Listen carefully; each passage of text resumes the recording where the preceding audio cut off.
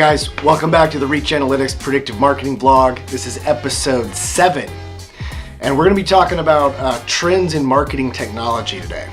You might be wondering why there's a baby and a dog in that opening clip. It's my blog.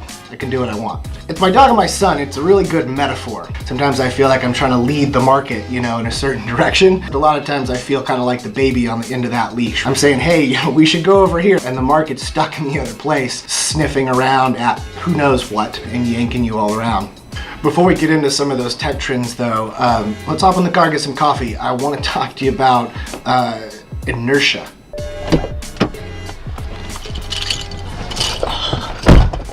I've been thinking a lot about inertia lately.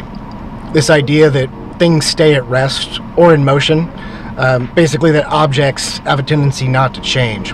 It seems really applicable to me as a tech marketer. People are resistant to change. This is really problematic in business. You just don't have the luxury to sit back these days and not be evaluating, what's coming next. What are the tools or tricks or processes that you can use, right? What technologies are out there that are going to help you get ahead and stay in front of the competition.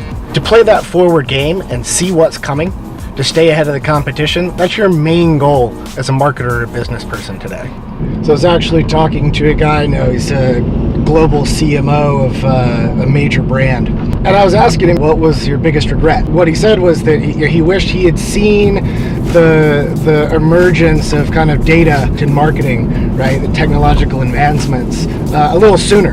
And look, as a marketer, I understand the hype. Like, is it exhausting? Is it difficult? Yeah, of course, there's hype in everything. We're all marketers. Everybody does it. It's your job as an evaluator to read between those lines. Do your homework and get in it, right? There are going to be a lot of ones out there that your competitors are going to take advantage of, and they're going to get a step ahead of you. We're going to look at, here in a second, some of the trends and some of the things going on, and I'll point out some of the stuff that's developing beyond just, predictive marketing, the whole ecosystem. And speaking of inertia, it's Friday while we're filming this, so let's go do what we left the office to do. Go get some coffee.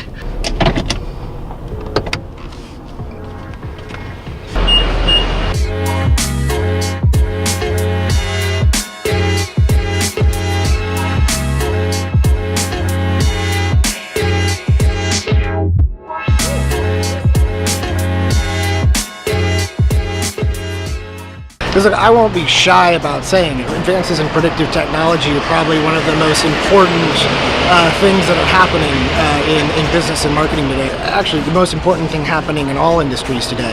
Google's main focus right now has been reinventing themselves in an AI business, where they're trying to figure out how to use data to analyze everything that's going on and kind of predict future events, behaviors, make recommendations, things that can't just be done off the top of your head or with gut instinct or a marketer or historically with a large data science team, right? So you don't have excuses. There's no reason not to try it out. And look, while this might sound a bit harsh, if you're not out there evaluating new technologies and have that open mind and, pursuing these things, I don't really have the time, right, to educate you on that. For every person that's out there stuck in inertia who's not taking on these challenges, there's someone else who is adopting these new technologies. If you're on the fence or you're making up excuses, should I try these things out?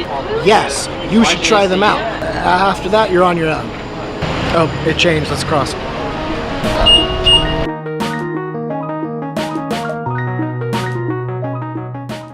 So first, let's talk about what's known as a customer data platform, right, or a CDP. It's a pretty popular term in the market these days. You hear a lot of people hyping it up. It's marketed as a bit of a next generation CRM. All hype aside, the idea is very critical. This idea that you're going to bring this data together, you're going to have a platform that's natively designed, right, for a marketing manager to be able to build that data, to unify it. We call it wrangling. You're taking this information, right, on the consumer side, you're householding, you're deduplicating, you're enriching it to bring the various fragments of this data together so that you can use it in a more meaningful way.